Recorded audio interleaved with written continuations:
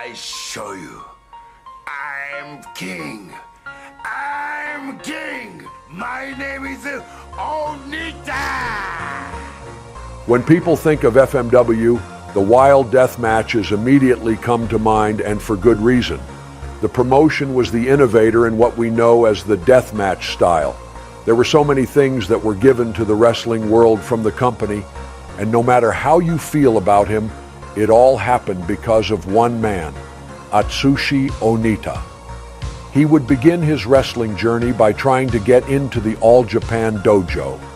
Giant Baba broke his usual rule and allowed Onita to join the dojo even though he had not graduated high school. Even though they gave an exemption to Onita, he was never given a real push in the company. He was sent to the Dominican Republic, where Onita would get into an exchange with wrestlers for not wanting to lose 2 straight falls in a 2 out of 3 falls bout. Onita was left badly beaten after this, but was helped out by Terry Funk. Funk would bring him back to his ranch in Texas and then get Onita booked in Memphis Wrestling. Funk helping out. Onita at this time began a friendship that would lead to one of the biggest moments in Onita's life down the line, and no doubt he was inspired by the Memphis wrestling style. In 1982, he found himself heading back to Japan, where Onita was a junior heavyweight standout in All Japan's new junior division. At the time, Tiger Mask had blown up, and the junior heavyweights had seen a massive resurgence. He would begin a feud here with Chavo Guerrero, where they would exchange the championship over multiple continents and promotions, with the most famous bout being a tournament final where Onita would win and go to shake hands with Chavo. Chavo would turn on Onita and destroy the trophy on Onita in what would result in the first of many times Onita would bleed in Japan. The division never caught fire quite like the New Japan division, but it was still a very memorable run. By the time 1985 had come around, Onita would have a terrible accident where he fell from the ring by slipping to the ground. This would damage his knee terribly and would result him not being able to wrestle. He would try to push through, but Baba would pull him aside and let him know that he had to let him go. Baba would give Onita a retirement ceremony and even some payment to keep him on his feet as he tried to find his way back into a normal life. Onita was never comfortable during this time. He tried to work normal jobs and found himself in construction, and was even ahead of his time in another way as he was selling cell phones in the 80s, but he would take a nasty fall while working construction and was again out of work. During this time, he would get in trouble with the law and tried many things to make ends meet, to get by after he was forced into retirement. Onita just couldn't adjust or accept that his career had ended by the hand of an accident, and right when he seemed to be on the brink of his big break. However, this was a different world than today's wrestling landscape. When you were out of New Japan or All Japan, that was pretty much the end for you. There were only those 2 places to earn a living for a wrestler in Japan, and once you were retired from one of those, you were done. But Onita had other plans. He would make his first return from retirement at a Joshi promotion called Pioneer Sensei, and it was not received well by the audience. It wasn't anything to do with Onita specifically, but the fans simply didn't want to see male wrestlers. Even with the poor reception, there was one thing that Onita knew now. He knew that he could still work a wrestling match if he put limitations on himself. Onita would begin to show up to the UWF shows and try to start some kind of angle with the company. He had done this without the company's knowledge, and they would tell him he was not allowed in the building. Onita challenging the shoot-style promotion and them refusing to accept actually would work in his favor. He knew that his knees were not going to be able to do a lot of high flying, but he figured he would be able to work shoot matches. This would lead to Onita seeking someone with legitimacy to have a bout with. To fit this bill, he would have his sights set on karate legend Masashi Oyagi. He was the top star with the World Karate Association. He would promote a match between himself and Oyagi, and it began with a martial arts rules match that Onita would be disqualified in after tossing the referee from the ring, resulting in a huge brawl between both sides. After the bout, he would challenge Oyagi to a match that would mix the rules of pro wrestling and martial arts. This would lead to the beginning of frontier martial arts wrestling, as it was meant simply to be a banner to promote these mixed-style matches Onita was planning to do with the karate fighter. The first show was in Oyagi's hometown, where Oyagi would get the victory. The second show would have them in the world-famous Korakuen Hall, and Onita would get the victory with a Fire Thunder powerbomb. With this, the plan for FMW was finished. This was all it was ever meant to be, but the shows were so successful that they felt it just had to keep going. The fans were more behind him than ever, and he was becoming a big name in wrestling just by doing these two matches. With some talking to sponsors and the World Karate Association, Onita had already got this far. Why stop now? When forming FMW shows, he had found a man who had a similar situation of being let go by All Japan and Tarzan Goto. He would bring him in, as well as a former sumo wrestler turned Puerto Rican deathmatch guru, Mr. Pogo. Onita was trying to get a hold of a group of monster heels, and he had hit gold with those two. He assumed that if he was going to keep the show going, he would need a similar heel factory form of booking, similar to Jerry Lawler in Memphis. FMW would have its own dojo open and begin to form a roster. Onita would bring in many legends to help the company's perception to be that of a company that was there to stay. They also were willing to do the brawling style that he was doing. The first FMW tour was a success and would see him continue the feud with karate fighters, and one of the fighters would be the future Mr. Danger, Mitsuhiro Matsunaga. These matches would keep gaining momentum for the company, and they were seeing genuine growth in the company. The end of the tour would be the first barbed wire death match. The bout was far different in presentation from what would become the norm, mainly being that they used the sharpest barbed wire. And you could really tell. Onita would go on to wear the scars of this match for the rest of his career. Onita would also set his promotion apart from the other two big offerings in Japanese wrestling by having a women's division. From pretty much the beginning, Onita had women's wrestling as a part of his shows, and it would lead to Megumi Kudo, Combat Toyota, and others becoming big stars at the time. Onita would defeat Journeyman Beast the Barbarian to claim what would become the company's top championship, the Brass Knuckles heavyweight title. Onita would have his first big defense set up against Tarzan Goto, and it would be the first exploding barbed wire match. Seeing the genesis of what would become a staple of FMW now is quite something. Onita had found a niche in the market, and with his injuries and limitations, he would be able to put on matches that could rival the excitement of the biggest wrestling companies by simply using special effects to enhance his performance. The practice was common in movies and music, and Onita knew that he could use the same philosophy with wrestling. The bout was held in a venue that resembled an airplane hangar and was able to accommodate their largest crowd to date. The match was different than anything anyone had seen and was put on the covers of all the magazines, as well as go on to win Match of the Year award across the board in many of the same publications. Tarzan Goto and Onita would forever be linked because of the bout, and many see Tarzan Goto as an unsung hero of the company, and over time he would hold resentment about time there due to believing he would never be seen as anything more than second best to Onita.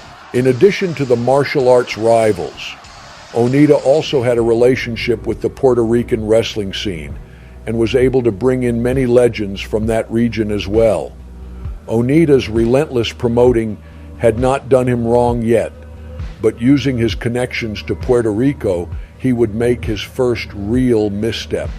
He would set up an angle in Puerto Rico where he was attacked by Invader One. If you are unaware, Invader is the man who murdered Bruiser Brody. The angle was filmed and it consisted of Invader legitimately stabbing Onita. I thought maybe the mafia or the Puerto Rican mob was going to come after me and kill me. So I was always looking over my back, and it upset me. But nothing ever became of it. The match never took place because the press was so against the idea, and that whole thing really kind of went down the toilet. But I've got some pictures that have never been seen before of the stabbing angle, and I'd like to share them with you and the fans out there. So this is the beginning of the stabbing angle, and that's Jose gouging out Onita's eyes. Here's another one, and that's in the back is Victor Quinones, and he was part owner.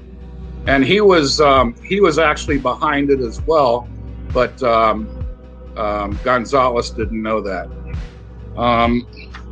Here's one of Onita laying on the ground with the blood that's on the floor that we scooped up. And here's another one. Now the trash can's turned over.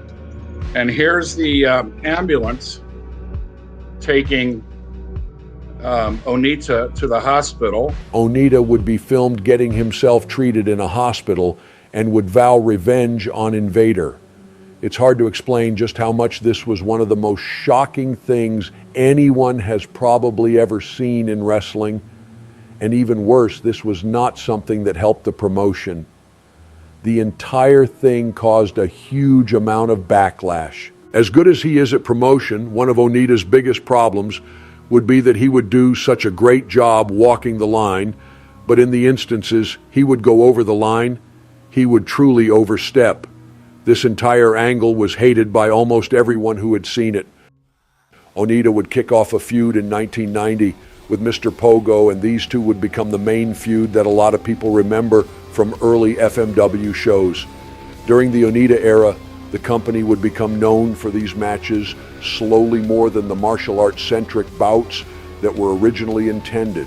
The two would have the first exploding barbed wire landmine match.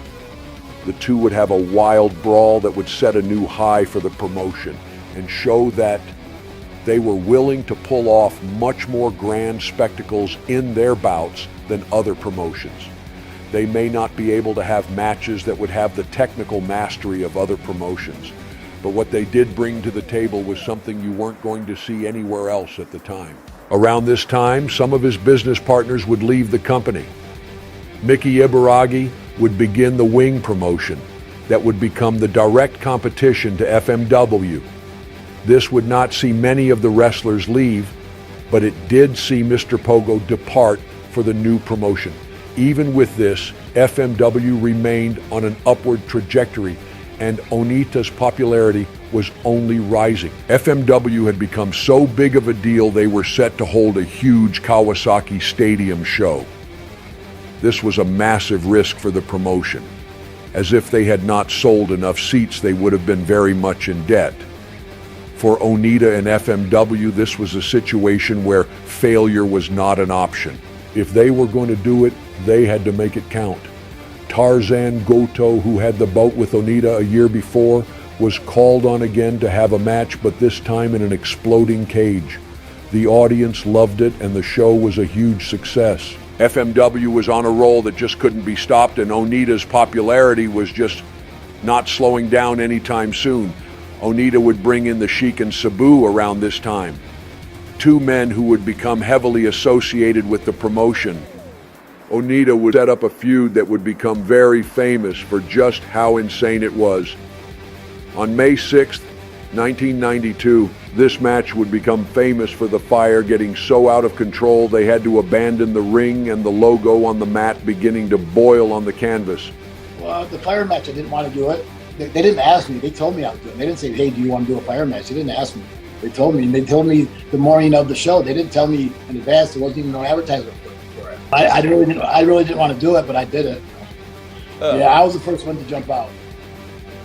The match was a disaster, but was such a wild sight it became another positive for marketing, as it showed what the men were willing to have happen in matches. Onita would once more dabble with the shoot style by having Leon Spinks win the championship, and attempt to run a big show with the former heavyweight boxing champion of the world and himself in a steel cage. This match would be the first big miss at the box office. Fans just weren't as interested in the mixed styles matches as they were in the new death matches that Onita had began to popularize. He would be quick to go back to what worked by kicking off a feud with Tigerjeet Singh that would lead to Onita putting his own spin on the island death match. New Japan had done a few of them, but Onita would go to the same location and add his signature exploding barbed wire to the mix and set up a big bout with Singh at Yokohama Stadium. 30,000 people would attend to see him regain the championship against Singh. And with that, another successful stadium show under his belt. Onita would continue to promote his deathmatch style and seemed invincible to many people, but was quickly reminded of his mortality after an incident in late 1992. Onita had a deathmatch and would celebrate outside the arena in Osaka, and during his celebration he would jump into the river. With all the cuts on his body, he became violently ill from the germs in the river getting into his open wounds. He would make his way back, but soon after would be in another accident that he could have lost his life as a result of. Onita had accidentally swallowed some barbed wire during one of his matches and was unable to breathe. With the help of medical intervention, he would make a full recovery. During this time, FMW would see a downturn in attendance, further showing Onita that if he was not around, then FMW wasn't really going to be able to survive. He would come back to the promotion and begin negotiating for what would be one of the biggest matches in the company's history.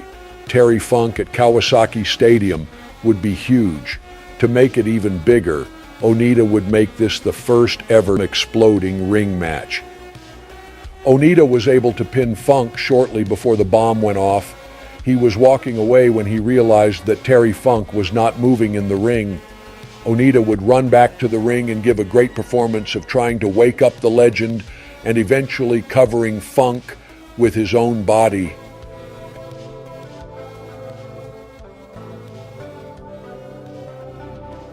But if you look at Onita's card, it was one match, it was ultraviolet, maybe two matches.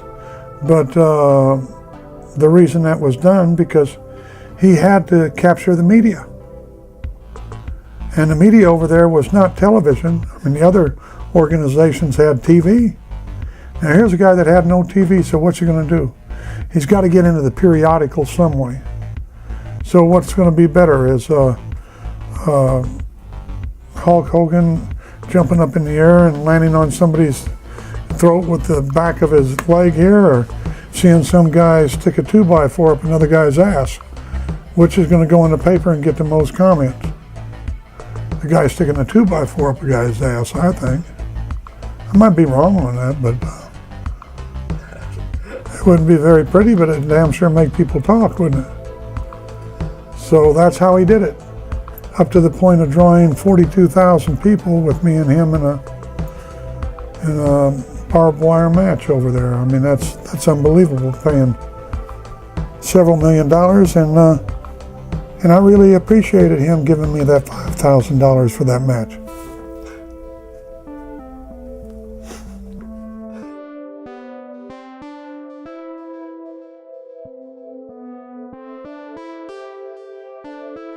He was bigger than ever now. Around 40,000 people would attend the bout and see the spectacle, and the path to legendary status was now well underway. Onita would soon reach out to his old rival, Mr. Pogo, and was able to get Mr. Pogo to return to FMW.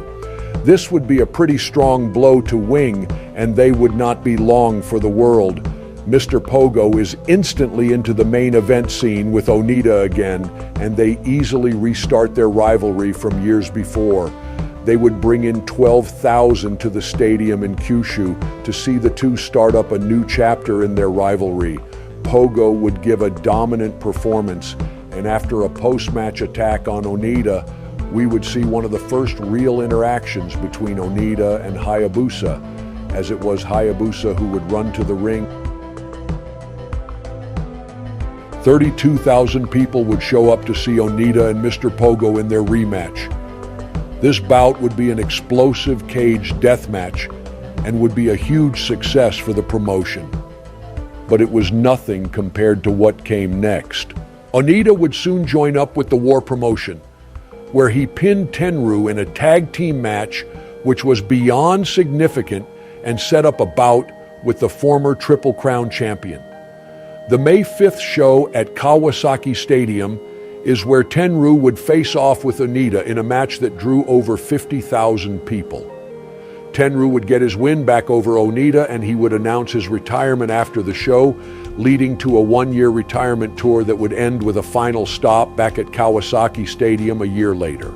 In Onita's mind, this would be a fine place to end the company. He was being featured in movies and had other goals he wanted to achieve, so he wished to step away and do that. He didn't see FMW being able to continue without him, and to him this wasn't a big deal. It was always just a vehicle for him to promote his matches outside of the big promotions, and it had served that purpose. A standout bout from the retirement tour was the exploding landmine death match held in an Olympic swimming pool. The match will always stand out for its atmosphere and the spectacle of the explosions in the water, making it just one more of the amazing moments Onita was able to create during this legendary run. Onita would exchange the championship with Mr. Pogo during this time. With the Wing promotion folding, the retirement year of Onita had a lot to do with a feud against a faction of Wing wrestlers. This feud would be a strong one heading into the retirement of Onita, and was able to carry the company into this last big run. Onita would hold a press conference in early 1995 to let everyone know that he would be walking away, but that it had been purchased by his friend Shoichi Arai and would continue even with him gone. Onita had always seen the promotion ending when he retired, but was talked out of that by his stepfather, who would tell him it was better to sell it to someone so that the wrestlers would be able to keep their jobs and security. Reflecting on all that he had built, Onita would agree and go through with the sale of the company. During this time, Tarzan Goto would be turned heel once again in what looked like a way to set up he and Onita in another Kawasaki match. It is even announced, and it is said that they would have the biggest bombs ever in this bout. A few days later, Tarzan Goto would take Mr. Ganasuke along with Flying Kid Ichihara and leave FMW. It has never been said as to why this took place, but there are a few reasons that have been stated. One reason was that none of the wrestlers were very big fans of Tarzan, and with Onita on the way out, things could become hostile in the work environment. Another reason that Onita himself feels is the reason that he asked Goto to portray a member of a terrorist cult that had committed a very real attack on Japanese subways at the time for their feud. This request would infuriate Tarzan Goto, and it is said that the two would not speak for several years after this. Most feel this is the reason he likely left, along with knowing he would be losing at yet another Kawasaki main event if he did stay. This would begin what would become a very tumultuous time with the company. Onita is in dire need of an opponent and is under a month away from the bout. The obvious choice would be to go with Mr. Pogo, but he was offended at being second choice and declined the bout. Onita was now scrambling to find a suitable opponent for this stadium show. Less than 10 days were left, and he still didn't have an opponent. Takashi Ishikawa would be pulled in for the date. He was a former All Japan wrestler who had joined Tenryu when he left to create his wrestling promotions in the 90s. At the time, he was working with Tokyo Pro and was quick to accept the role. On April the 30th, Ishikawa and Onita put on a press conference to announce the bout, But in the midst of it, Hayabusa would make an appearance. He would come up to the men and get on his knees, begging to have the bout with Onita. Hayabusa had become the man the company wanted to run with after Onita retired. He had shown he was able to put on excellent matches, but had yet to reach a match where he was able to be cast in the role of a top performer. This match could really do wonders for him if he would be able to convince Onita to face him. Onita would get into Hayabusa's face, yelling at him for interrupting the press conference and shouting him down for not even knowing what it was like to be on Onita's level. Hayabusa was never one of his favorite people, and there could even be said to be some professional resentment between the two, staring down his literal replacement in his company that he didn't even want to continue without him. To him, FMW was Onita, and he had built that on his own out of nothing. Ishikawa would stand and give the bout to Hayabusa, saying that his words had moved him and that the young man deserved the opportunity. Having his retirement ceremony turn into a torch-passing type event was something Onita maybe never forgave. He always saw himself facing a huge star for this show. However, when the time came and the field of possible bouts were all laid out, the best choice that could be made was the dojo boy he didn't even like. When the two men would face off, many consider it to be one of the better explosion matches. Onita would get the victory and retire from wrestling, leaving his promotion and the wrestlers in it behind. Onita would go back into the normal world to live a typical life again. He was aiming to continue his acting career and move into a much calmer way of earning his living. He had become such a huge star during his time as the deathmatch innovator and was one of the most popular wrestlers around at the time. The FMW promotion had garnered some debts before Onita had left, as he never meant for it to continue after his retirement. Now that the company had been sold to keep it going in a post-Onita world, it was assumed that with some smart booking and the existing deals that the company would be able to take care of the debts pretty easily. This was not the case, and the company would be told by many of the existing partners that they were no longer interested in the company without Onita, and many of their distribution deals would walk out shortly after. FMW was just not able to ascend back to the popularity it had during the previous Onita years. Onita would see moderate success in his acting endeavors. He had expected to be one of the biggest stars in the acting world from the jump, but that just didn't work the way he had planned.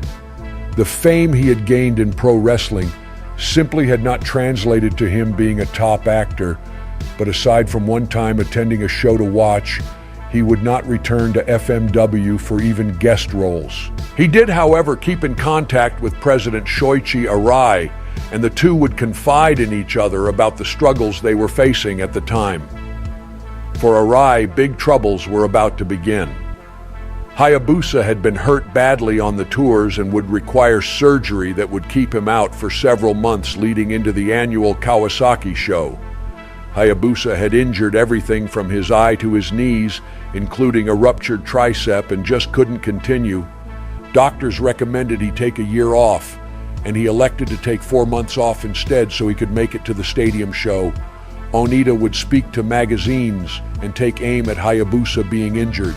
Onita, knowing that the March 1996 show was a huge show for FMW, would criticize him for not making such a big event, expressing a sentiment we still see now about how the younger generation just wasn't comparable to his would stoke the flames that he would be returning. And it seemed only a matter of time before we would see Onita in a wrestling ring once again.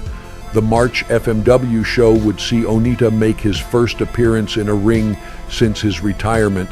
It had been announced that he would be on the show, and it would draw the largest attendance since he had left the company to the Sapporo gym. Onita was still a huge draw for the company, and he was still what many saw as the heart and soul. As the time for the big Kawasaki show grew closer, FMW would now bring in Mr. Pogo and Terry Funk to somewhat make a turnaround on the new FMW styles that had centered on ring work. Arai had been discussing business with Onita, And though Onita was no longer in any power with the company, he would be someone the president would listen to on making business decisions, and it would lead to the president going back and forth on what he wanted the style of the company to be. When the Kawasaki Stadium show came around, the company would put on one of the best cards they had ever done. Even during the Onita era, it can be said that the first Kawasaki show without an Onita match could be one of the best shows. The card would have another retirement match, this time with Combat Toyota facing Megumi Kudo in an exploding barbed wire death match. The match is a classic and one of the best women's wrestling bouts of all time. At the conclusion, Onita would make his way to the ring in his theater of throwing water on them and would carry Toyota on his shoulders to the back. As emotional as this match was, the main event would be what left many people wondering about the direction of the company.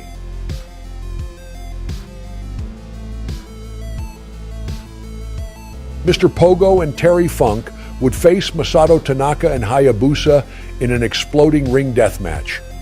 The match was as wild as could be expected, and even though the company had been getting behind the younger talent, this match would be won by Terry Funk and Mr. Pogo. At the end of the bout, Funk would get on the microphone and call out Onita, saying that Onita feared him and was just sending the FMW young boys because he was too afraid to face him. This was obviously not a ringing endorsement of the company's new top star from Terry Funk, and it was followed by seeing Hayabusa backstage crying and being shouted at by Atsushi Onita. It had only been a year, but it already seemed that Hayabusa and his time at the top were in question with the company.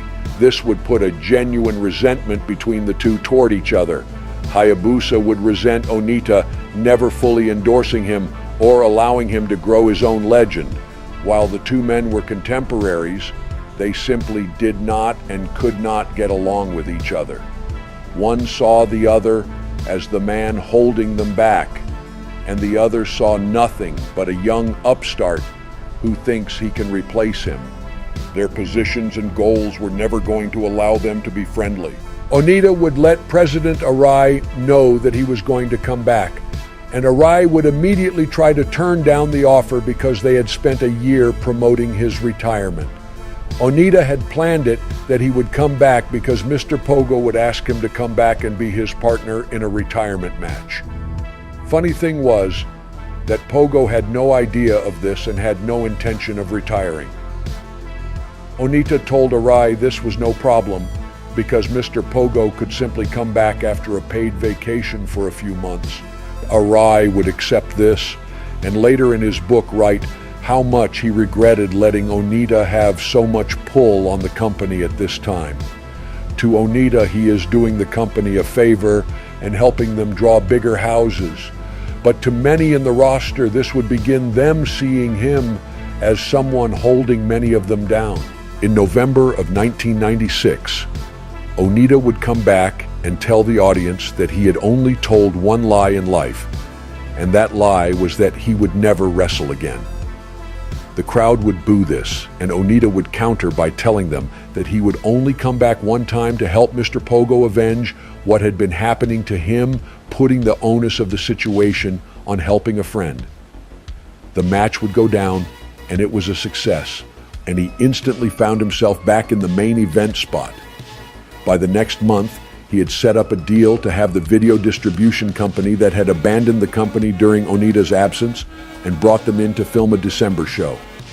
The issue was that Toshiba had stepped in to help the company at this time, and they were offended that another company was now there to film and would be distributing the match. This had to be smoothed over by President Arai, but this was just the beginning of a rough road ahead. One thing that would ease some tension is that with Onita making his comeback, Hayabusa would request working for All Japan Pro Wrestling. Onita would use his connection to Giant Baba to help him get this wish.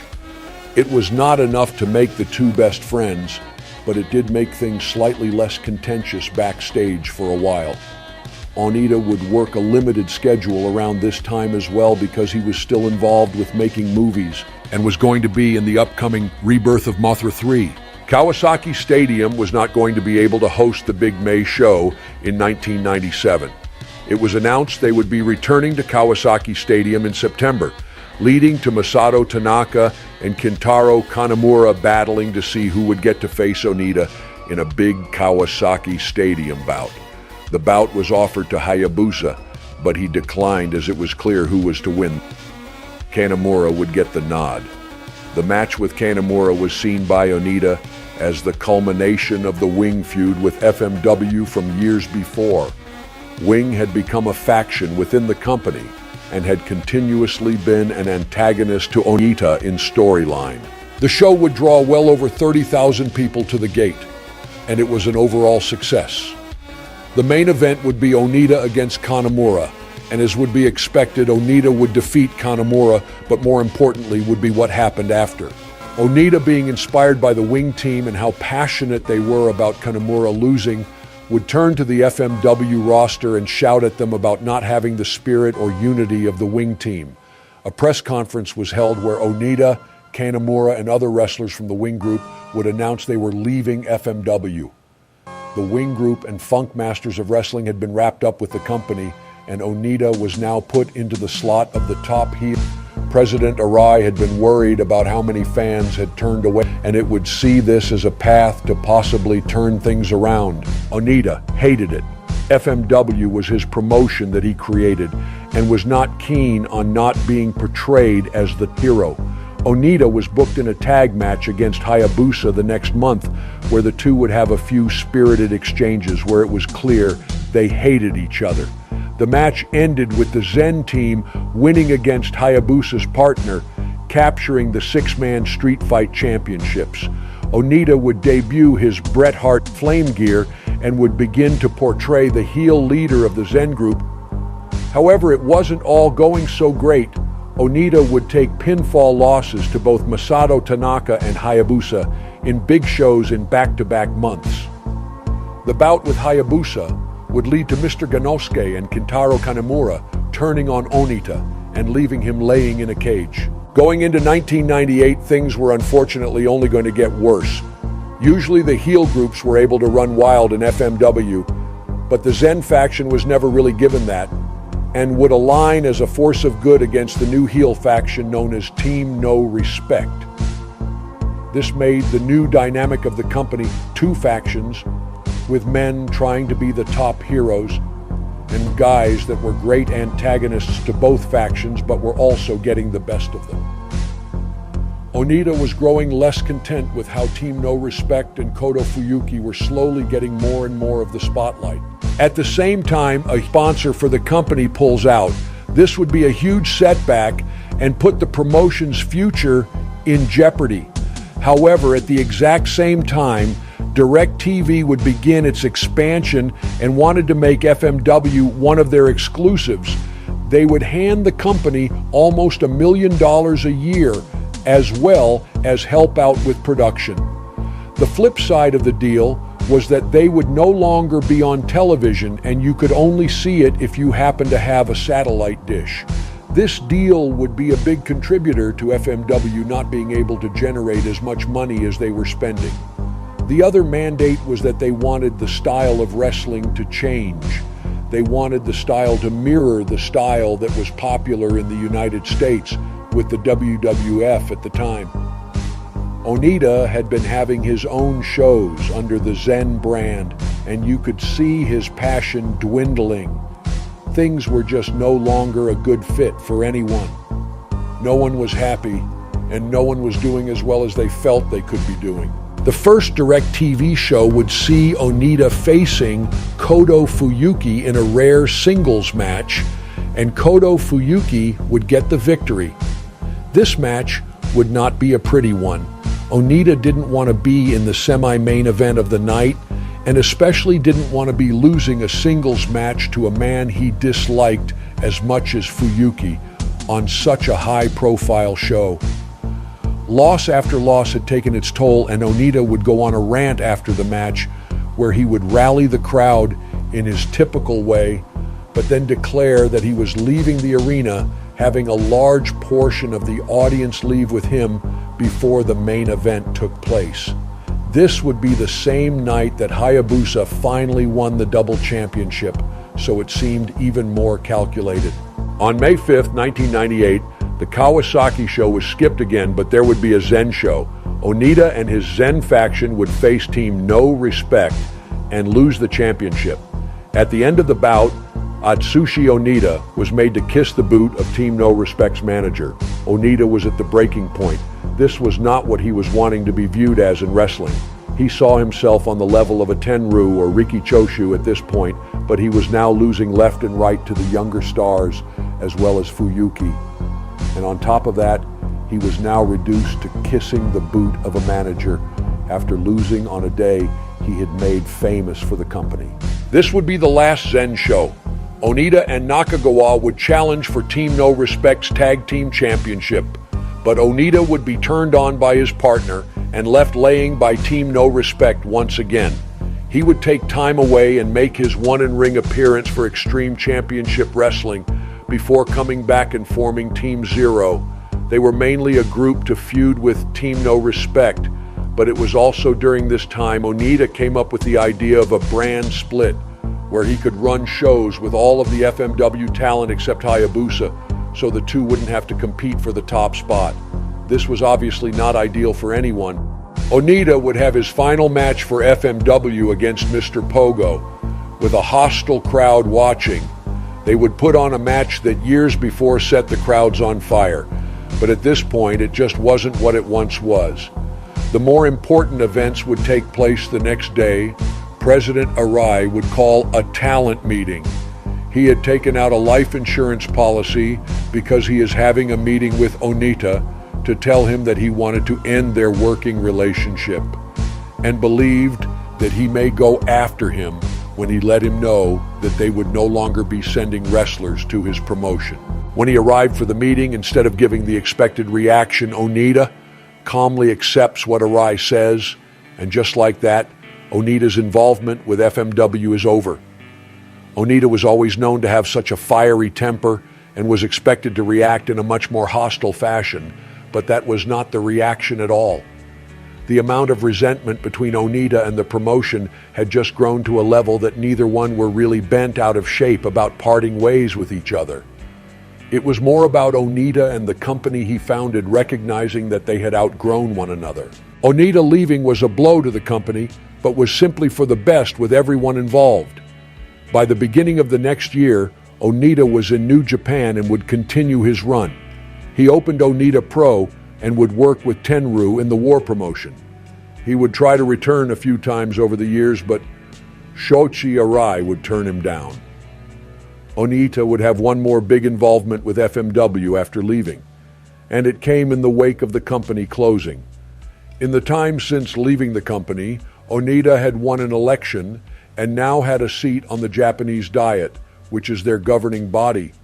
After the way the company closed down, Onita would threaten to have Fuyuki held responsible for the financial state of the promotion, but it didn't go anywhere, and the two would mend fences before Fuyuki would pass away.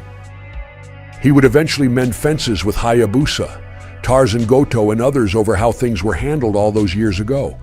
Onita always wanted to be a legend, and he was able to build a company from the ground up that was able to compete with established brands of the time. His innovation to pro wrestling cannot be overlooked, and it is thanks to Onita that independent wrestling became the movement that it did. Onita may have never achieved the level of many legends in pro wrestling, but he did something I think is more important with his time in FMW. He established his own level. Through his style, he was able to usher in a new age of wrestling that, whether it was beloved by the purists or not, sticks in the memories of those who witness it. Onita is often criticized for not leaving FMW in a better position when he left the first time, but to be fair, to him, FMW was never meant to be a promotion. It was simply a banner to promote his shows under. There was never a plan for it to continue without him. If he had it to do over now, things may go differently, but many forget. Onita had to watch as what he created was turned into something he had no love for, and for every reason that the younger roster and President Arai had to be unhappy with him. He felt he had just as many reasons to be unhappy with what they were doing. Onita's FMW was different from anything else the world had seen, and he created something that is worth celebrating all these years later. With FMW, Onita had created a special thing, an unforgettable thing, a wild thing.